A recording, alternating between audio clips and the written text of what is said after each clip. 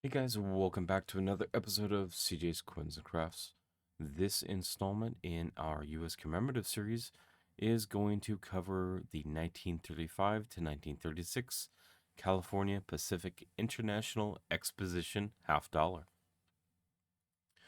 The California Pacific International Exposition was a World's Fair held in San Diego between 1935 and 1936. The CPIE was one of the largest expositions of its kind that covered 1,400 acres and attracted around 3.75 million visitors during its run. California's George Burnham introduced a bill for the California Pacific Exposition half dollar into the House of Representatives on February 19th, 1935, where it was referred to the Committee on Coinage, Weights, and Measures. John J. Cochran of Missouri, reporting as the chairman of that committee on April 12th with a pass recommendation after small amendments were made.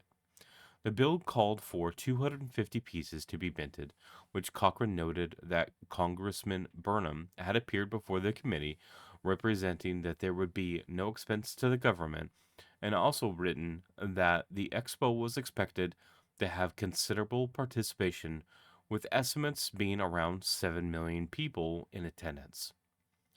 The bill passed the House with the amendments without any debate. The Senate received the bill on April 15th and was referred to the Banking and Currency Committee. On April 23rd, Chairman Duncan Fletcher of Florida recommended that the bill pass, with a report similar to that of the House. On April 26th, the bill passed the Senate without any discussion or dissent and signed by President Franklin D. Roosevelt on May 3rd, 1935. California Senator William McAdoo wrote to Treasury Secretary Henry Morgenthau proposing that the late Woodrow Wilson appear on the half dollar, to which Morgenthau responded as an interesting idea and suggested it be directed to the Exposition Commission. Sculptor Robert Atkin, creator of other commemorative coins, which includes the $50 gold Panama Pacific issue, was hired to design the California Pacific half dollar. He submitted plaster models to the Commission of Fine Arts, which were examined by Commission sculptor member Lee Lowry. Lowry approved the models on July 5th, but questioned the legality of having coins emitting the models Liberty and E Pluribus Unum. Atkin later added Liberty to the obverse. After the final approval of the designs, the models were shipped to the Mandelic Art Company of New York for reduction to coin-sized hubs. These hubs were then shipped to Philadelphia Mint, where the working dies were created. After the dies were manufactured, they were then shipped to the San Francisco Mint.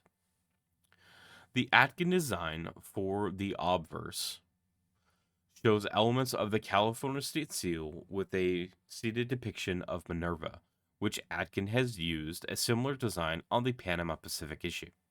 She holds a staff in her right hand, donning a helmet and shield by her left hand. This shield has Eureka across it with the head of Medusa centered. Between the goddess and shield is a cornucopia overflowing with produce, symbolic of California's vast resources.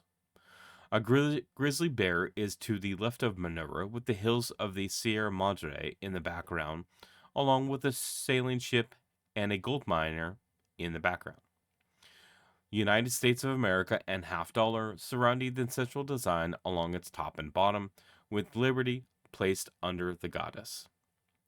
The reverse shows two buildings constructed for the Expo and part of the California State buildings at the fair, the California Tower and the Chapel of St. Francis. The name of the exposition surrounds the design with the date, In God We Trust, and San Diego among the buildings. 250,132 coins were minted at the San Francisco Mint in August of 1935. 132 pieces were sent to Philadelphia and held for inspection and testing at the 1936 meeting of the Assay Commission. The 250,000 remaining coins were sent from San Francisco to the Bank of America branch in San Diego, which was handling the distribution and placed them on sale at the fair with a price of $1 each. Despite considerable publicity regarding the issue, only 68,000 coins were sold, with around 2,000 being held by the Exposition authorities. Even with commemorative coin collecting becoming popular in 1936, the mintage of 250,000 coins, which was far in excess of all other issues of the era, meant investors were really indifferent to the California Pacific issue. With sales of the 1935 S half coming to a standstill, the Exposition Commission was well aware of the problem and sought relief from Congress in the form of an act allowing them to return unsold half dollars for new ones dated 1936. Coin collectors would see this as a new variety and be prompted to buy both, netting two solutions: reducing the oversupply of the 1935 dated coins and also increasing the attractiveness of the remaining specimens. On January 6, 1936, Congressman Burnham introduced legislation to accomplish this.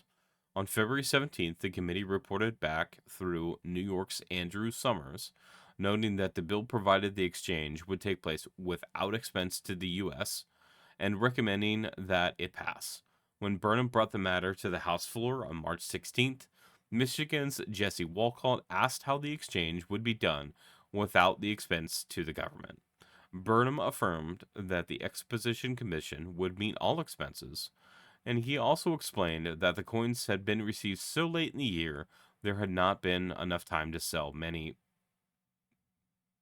pieces. There were no further questions, and the bill passed the House without objection. The Senate committee reported on April 17th, adding provisions requiring that the coins be dated 1936, regardless of when struck, and that they only be produced at one mint, which to be chosen by the director of the mint. The Senate considered the bill on April 24th, and it was amended and passed without debate or opposition. As the two versions passed were not identical, the bill returned to the House of Representatives, where on April 27th it was agreed to the Senate amendments, with President Roosevelt signing the bill on May 6th. G. Aubrey Davidson, who was chairman of the Exposition Commission, wrote to acting director of the Mint, Mary M. O'Reilly, on May 16th, 1936, asking that the coins be minted as quickly as possible, citing the expected attendance at the fair to be heavy around Memorial Day at the end of May. The production took place at the Denver Mint, which made the California Pacific half dollar the first commemorative to be struck at Denver and San Francisco, but not at the Philadelphia Mint. A total of 180,092 pieces of the 1936 D were produced, representing the number returned, plus 92 assay pieces. The new coins were placed on sale for $1.50 each, and when the exposition closed in 1936, fewer than 30,000 of the 1936 dated coins had been sold.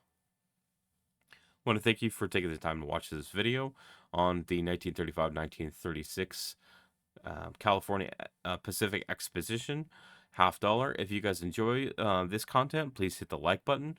If you guys have any comments or want to see specific coins in the future, please put those comments in the below in the comment box, and hit subscribe and hit the bell to be notified when I upload new videos. Please hit the like button for me, and we'll see you on the next one.